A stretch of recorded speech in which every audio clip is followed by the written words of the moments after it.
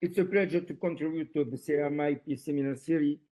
Today, I would like to share a reflection on climate modeling, on how we understand models, and on scientific responsibility, on what models can truly tell us and what remains uncertain. The question is why? Why? I will begin by this question: why this talk?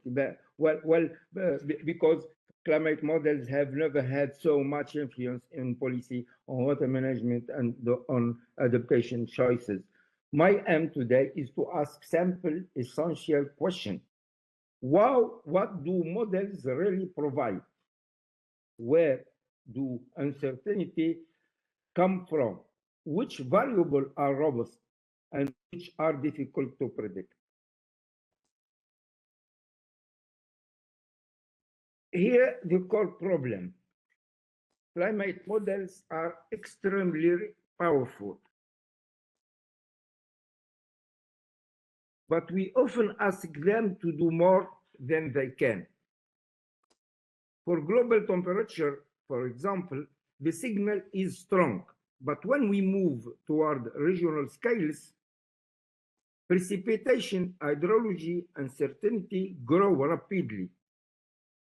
So the key question becomes, how do we interpret models' results responsibly, especially when they inform real decisions?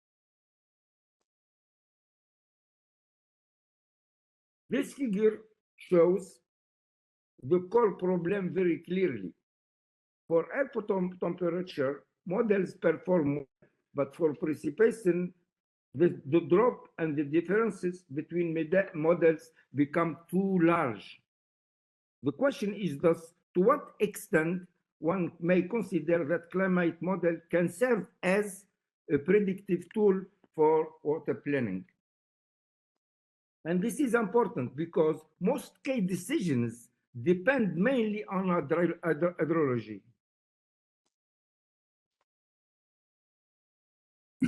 Before comparing models,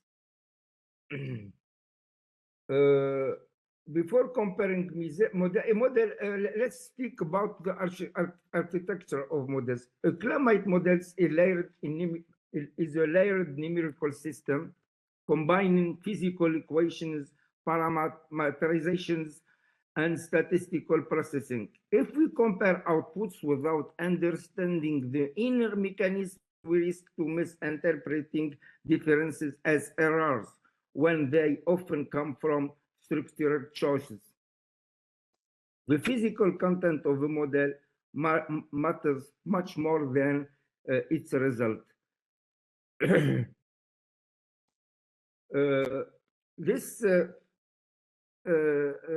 So the architecture of a climate model is built in layers.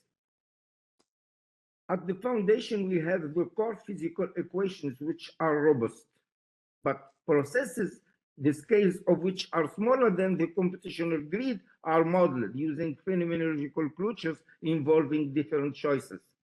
And above this, we add statistical adjustments, BS corrections, interpolation, ensemble averaging, and understanding all these layers and their interactions is essential. This diagram summarizes the full architecture of climate models. At the top, we have the physics-driven core, the general circulation models and the regional circulation models. Then comes the large block of data processing. Below that, we find the statistical components and the growing role of AI and machine learning. So the result is not just physics, but the product of many interacting systems.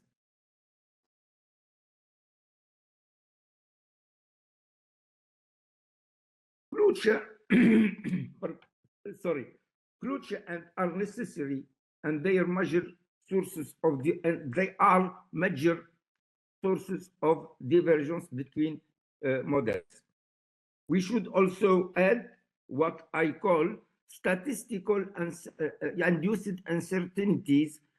The uncertainties generated not by physics, but by data and statistical treatment. So when two models diverge, it is due to the combined effect of physical approximations and statistical transformations. This slide shows how statistical induced uncertainties are important. When a climate variable depends on many parameters, the total change is the sum of all partial effects. But in practice, we rarely know these effects, these partial derivatives, which with precision, this one. Thus, it becomes difficult to interpret data and to separate true cause-effect relationships because we don't know these derivatives. And because the climate models are nonlinear, small deviations in one parameter interact with others and spread through the system. Here we see how statistical induced uncertainty emerge when we split any parameter into mean and fluctuating and deviation, fluctuating values. This decomposition generates extra contributions in the form of covariances between deviations due to the mathematical nonlinearity. Averaging nonlinear expression introduces covariances. This is what we call statistical induced uncertainty, created not by physics, but by averaging and by nonlinearity of the system itself. And this uncertainty propagates through the entire modeling chain. At the top, the physical equations are robust, but each parametration or spatial or temporal smoothing adds new uncertainties. When we reach the regional outputs of our hydrology, divergences become large. This is why projections can look consistent at the global scale, but spread widely when applied to water resources or local rainfall. This diagram shows how uncertainties accumulate as we move from global scale to application at the scale of watershed and local hydrology. And at each step we add statistical or physical uncertainties, and we have divergence which is not negligible. Ensemble averaging do not solve divergence. Ensemble averages are often presented as a solution to reduce divergence, but in reality, they only smooth differences. They do not reduce them. First, ensembles average outputs, not mechanism, so they hide the differences between models. Models closure, I mean. Second, they can create an artificial averaging that has no physical meaning. Third, because each model contains its own statistical induced uncertainties, the ensemble averaging masks all of them. Moreover, downscaling doesn't fix divergence. It adds its own uncertainties to what is inherited from global models. This figure presents the global mean temperature anomalies from CMIP 5 with comparison with instrumental observation. Here, wait. The 1998 2012 discordance of previous predictions with observations was attributed to internal variability and transient forcings. This required corrections and readjustment. Still, the warming signal is presented as consistent and strong. This robustness creates the impression that other variables are equally reliable. They are not. Here, the figure shows the observed and predicted annual temperature and projection in northern Tunisia. Temperature projections over northern Tunisia remain coherent. Models differ in amplitude, but the trend is clear. Precipitation, however, here shows a very widespread in magnitude variability and even in the sign of the trend. So confidence must decrease as we move toward regional hydrology. Two questions we must face now. These divergences rise two crucial questions. First question is scientific. Why do models degree so strongly on regional rainfall? Do we fully understand the multi-scale interactions that shape the water cycle at local and regional scales? Second question is political. Water planning, infrastructure, and agriculture depend on these projections. If uncertainty are not explained, decisions may be taken with more confidence than the science can support.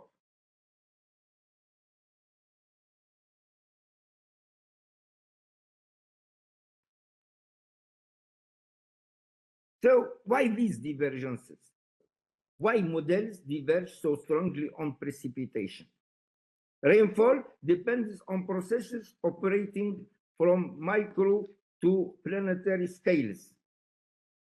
From micro scales, where happen the microphysics, to large planetary scales with different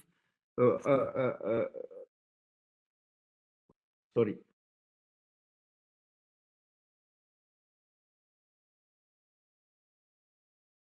And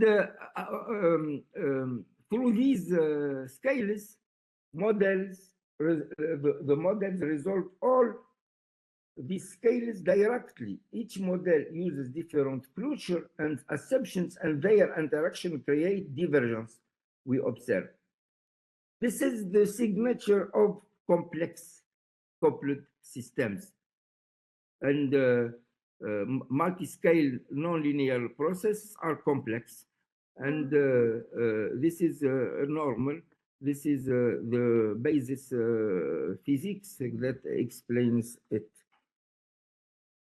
Now we have prediction and decision making. So if we have uncertainties, we have decision making. We should speak about decision making and uncertainty. In theory, decision making and the uncertainty is simple. We identify the hazard, assess the uncertainty, and make a decision. In practice, it's more complicated. When this uncertainty is not clear, not understood, policy may be based on an illusion of precision, even when non-climate model factors play a major role. And responsible communication is essential, because we can take it as a reason to do nothing. There is global warming. We can let effects that are outside the climate modeling without address it, without address them. So responsible communication is essential for decision. Jamel, you've got 3 minutes. Yeah, 3 minutes.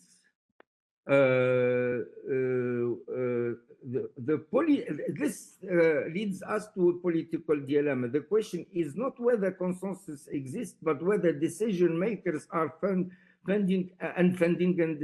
institutions understand that what consensus is about. The responsibility of climate science, we have three. The first one is scientific. The second one is communicative, and the third one is ethical. Real decision, sometimes irreversible, are made based on our work as scientists. We must ensure that climate information guides society responsibly.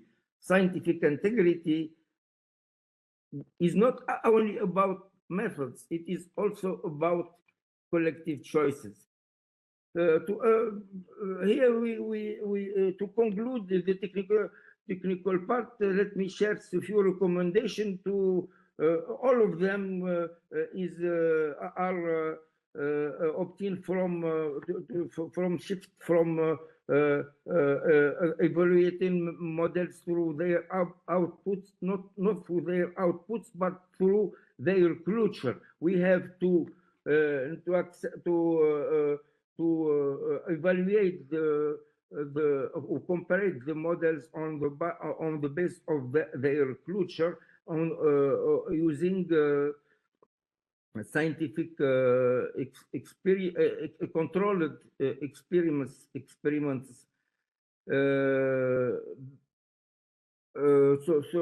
I have not let me end this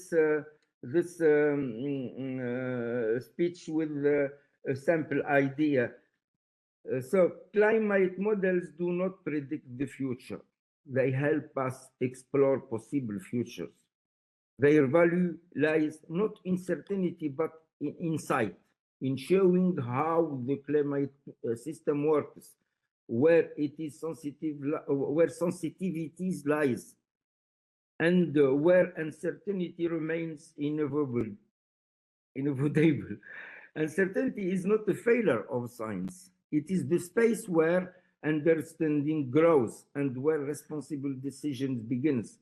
Better modeling requires better humility, better communication, and a deeper connection between physical understanding and practical decisions. Our responsibility is to speak honestly, explain clearly, and make sure uncertainty is not a source of confusion, but a guide toward more resilient choices. Thank you for your attention, and I am open to any question.